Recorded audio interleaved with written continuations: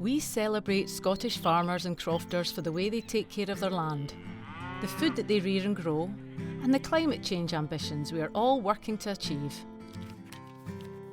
Farmers work 24/7, 365 days a year, to grow and produce food for us all. Most of Scotland's land area is dedicated to agriculture. In 2020, farmers planted thousands of hectares of crops, including barley, oats, wheat, potatoes, and soft fruits.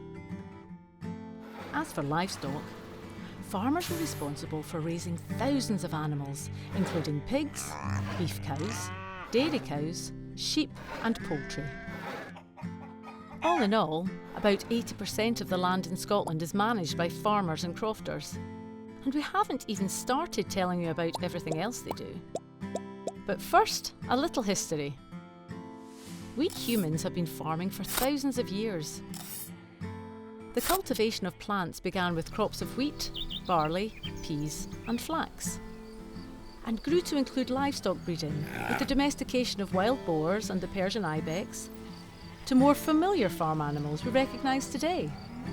Later, the Industrial Revolution would transform economies, previously based on agriculture, into systems where large-scale manufacturing and heavy industry dominated.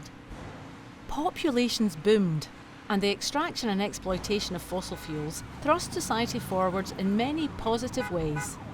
However, these advances in technology also resulted in the climate change crisis we are facing today.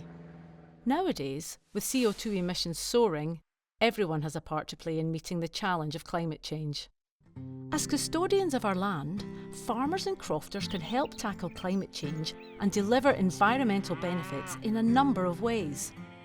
On farms, carbon is stored in woodland, vegetation, and particularly in peatlands and organic soils. The more carbon we can keep locked up in soils, peat and woodland on farms, the better it is for climate change.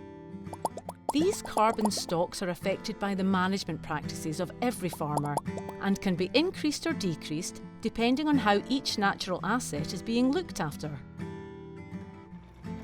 Allowing natural manure to remain on site enriches the organic matter and fertility of the soil and is better for climate change than using artificial alternatives.